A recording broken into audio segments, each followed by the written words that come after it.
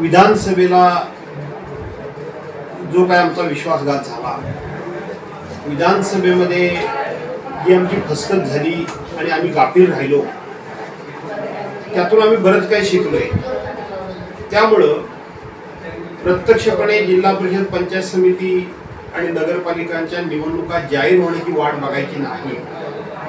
तर आता निवडणुका 31 जानेवारीच्या पूर्वी नक्की होणार हे लक्षात घेऊन आम्ही जिल्हा परिषद, पंचायत समिती आणि त्याचबरोबर नगरपालिकांचे उमेदवारांच्या मुलाखती या त्या भागातल्या लोकांच्या समवेत, व्यक्तिगत नाही, सर्वांच्या बरोबर ही माझी कार्यपद्धती। या मुलाखती घेण्याचा कार्यक्रम गेले 4 दिवस माझा सुरू आहे। त्याला आपण फार काही प्रसिद्धी दिली नाही। चिपळूण तालुक्यातले 6 जिल्हा परिषद गट, खेड तालुक्यातले 4 जिल्हा परिषद गट आणि गुहागर तालुक्यातले 5 जिल्हा परिषद गट, या 5ही अशा पद्धतीनं हे 15 झाले ना, 6 आणि 4 10 15 जिल्हा परिषद गटाचे उमेदवार आणि 30 पंचायत समिती गणाचे उमेदवार कोण असावेत याची व्यवस्थितपणे आमची चर्चा झाली।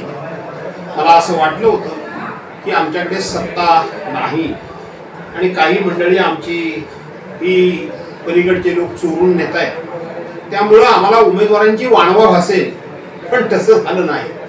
लोकांच्यामध्ये प्रचंड उत्साह आहे, लोकांच्यामध्ये चीड आहे आणि लोकांना हे जे काही सगळे राज्यकर्ते वागतायत हे अजिबात मान्य नाही।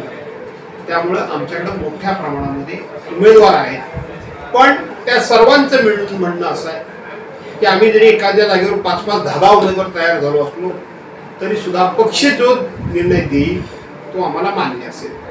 त्याचबरोबर गुहागर नगरपंचायतीचे सुद्धा 17 वॉर्ड आणि 1 नगराध्यक्षाचा उमेदवार असे 18 मला उमेदवार ठरवायचे होते। ते उमेदवार त्यांच्या सुद्धा मी आता मुलाखती घेतलेल्या आहेत, ते सुद्धा उमेदवार आपण लवकरच जाहीर करणार। टाइम्स डिजिटलला लाईक करा, शेअर करा, सबस्क्राईब करा आणि बेल आयकॉन दाबायला विसरू नका। Times digital.